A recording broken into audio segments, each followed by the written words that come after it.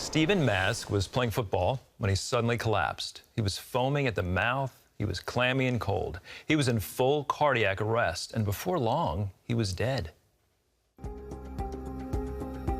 On September 21st, 2011, Tammy Mask got a devastating phone call about her 20-year-old son, Stephen. My sister-in-law was like, meet us at the hospital. Stephen has collapsed. I didn't realize it was that bad. I didn't realize that he had actually died. Earlier that day, Stephen got together with friends for a pickup football game at their high school alma mater in Lufkin, Texas. In the middle of a play, Stephen fell suddenly, face first on the field. Everybody run over there to him. We turned him over slowly. He was foaming out the side of his mouth. Luckily, Miss Jewel, she was a nurse. She was over there walking around in the track. And as I was on my way over, I kept thinking, Lord, please let him be okay. He was cold and he was clammy, and I kept doing compressions. The panic, it was real. Jewel Randall continued CPR until paramedics arrived and found Stephen in full cardiac arrest. On the way to the hospital, they got a pulse. They took me to the room where Stephen was, and he was hooked up to all these machines. I just started begging God not to take my child, to take my life instead. But doctors said there was nothing more they could do for her son. He was life-flighted to Houston Methodist Hospital, where a team of physicians were ready. Dr. Masroor Khan was Stephen's cardiologist. He was comatose. He was intubated. He had a breathing tube, and he was on some drips to get him going. Doctors determined Stephen had been clinically dead without oxygen and a heartbeat for over 20 minutes. Stephen's heart was enlarged, and nearly 90% of his brain was severely damaged.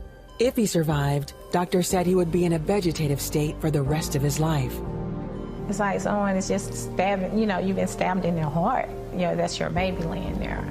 It was very tough to see him hooked up to all kinds of wires and machine, and monitors. It was just devastating, but I had faith that he would recover.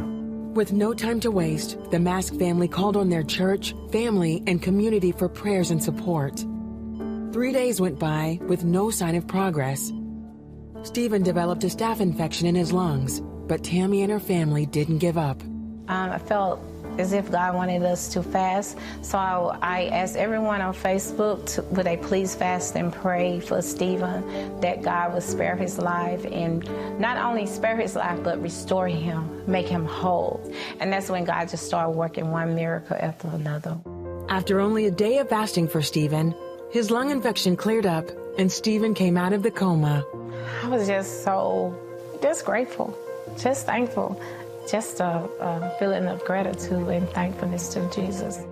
By day 3 of the fast, doctors said his heart was returning to its normal size and functioning at 80%. The doctors, they were like, we don't know what to say. We cannot explain this.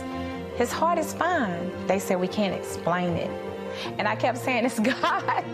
Eventually, doctors performed heart surgery to implant a defibrillator. Then, on October 15, 2011, Stephen was released to begin rehab. Soon, he was speaking. He said, where is Bree?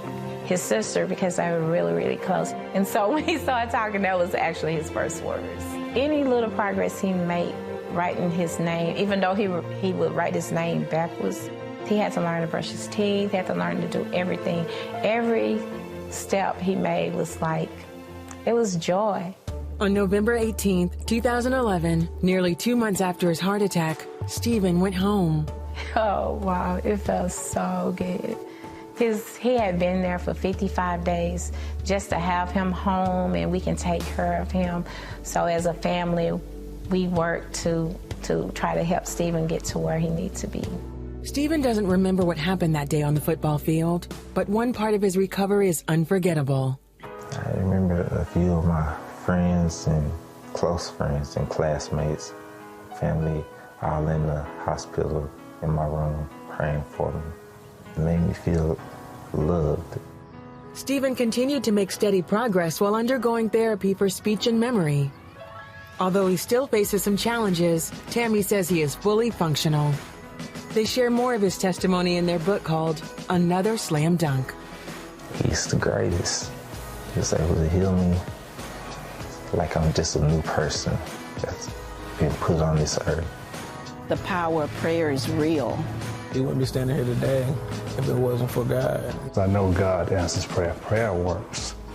Prayer works. He wants us to trust him. Even when you can't see it, it doesn't look good. All he wants us to do is trust him and have faith. We have the privilege on this program of sharing stories with you about how God interceded in a person or a family situation, and prayer was so vital to it. And it's always an encouragement to see what God has done. And Stephen, you're a courageous, brave man, and we thank the Lord for what he's done in your life.